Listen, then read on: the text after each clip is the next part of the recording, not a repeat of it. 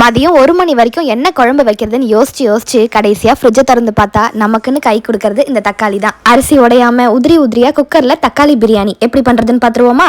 குக்கர்ல 2 ஸ்பூன் நெய், 3 ஸ்பூன் எண்ணெய் சேர்த்துக்கோங்க. பிரியாணி மசாலா கூட கொஞ்சம் சோம்பு, ஒரு 4 முந்திரி பருப்பு சேர்த்து நல்லா பொரிஞ்சதும் நீல வாக்குல நறுக்கின 2 பெரிய வெங்காயம் சேர்த்து நல்லா கோல்டன் ப்ரௌன் கலர்ல வதக்கிக்கோங்க.